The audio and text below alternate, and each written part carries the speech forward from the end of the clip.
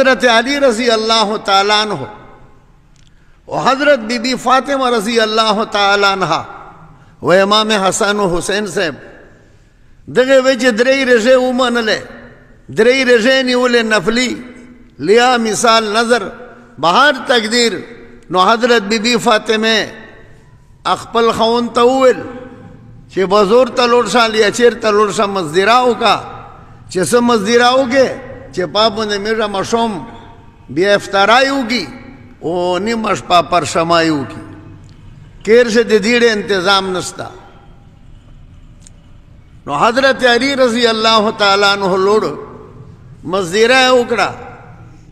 رجا ونیوا سبوتا چه سو وقت دی رجا متولا چه دروازه وډبه دا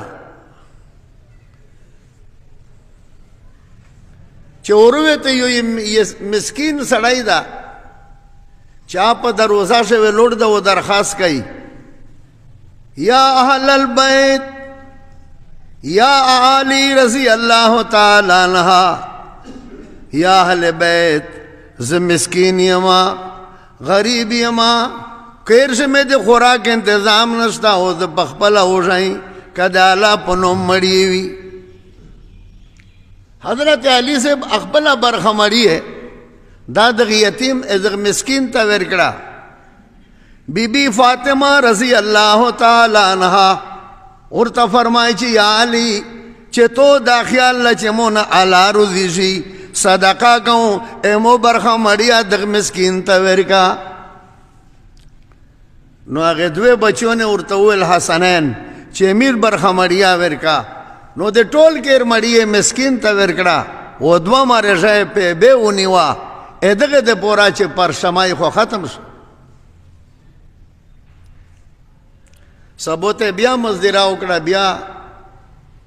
اربشه وګټلې چې کله مشوم ټیم روغې د رژې د متوله بیا د روزه وډبه دا بیا چې وروته یتیم بچای دا په دروازه شوی لوړ د درخواست کوي چې علی یا اهل بیت یا خاندان بنی هاشم کده الله دې پورا مړی وي د محمد پلور وفاتی یتیمی وی چې دوه ماش پای بیا ټول کې مړی یتیم ته ورکړه دی ټوله صدقه وکړه علی سے بخپل ایسا ورکړه حسنین ورکړه بی بی فاطمه ورکړه درې مرجه بیا په به ونیوا مشومل بیا مزدیرا وکړه چې سو وخت دې رجموتی ټیم روغی نو بیا دروازه وډبه دا او اوس کوي چې زه قیدی د جیل نه خلوت شوم وطن مې لره دا کله مې لره دا وطن مې لره دا کمړی وی وی چې په درېمه شپه حضرت علی خپل بیبي ته وویل چې تاسو نن قرباني مه کوئ تاسو خپله ډېر نایرون وسته دوې شپې خو موږ طاقت شته زه نن قرباني کوم خپله برخه مړي د قیدي ته ورکوم نو دی درې کسونه بیا ورته وویل چې نامیر برخه مړي ورکه حسن حسین بیبي فاطمه هم درېمې شپې بیا مړي ورکړه درې ورځې ونیولې خو په به موته کړې و په به ونیولې و مزدیرا وی چې وکړه او پاکي مړی آو د الله په نوم ورکړه ويطعمون الطعام على حبه مسكينا ويتيما واسيرا الله فرمایي چې دې ډېر په محبت سره رزق ورکړي مړی ورکړي طعام ورکړي مسکینا و یتیما و اسیرا مسکین ته مړی ورکړي یتیم ته ورکړي قیدی ته ورکړي الله دې ذکر په خپل کلام شو نبی علیہ السلام ته وویل چې دا سلیر ددو دا سل مسیون دي دا سل زم د حضرت علی چې د مو په نوم یې درې سره ورته صدقه ورکړه حالانکه دې ته په خپل ډېر ضرورت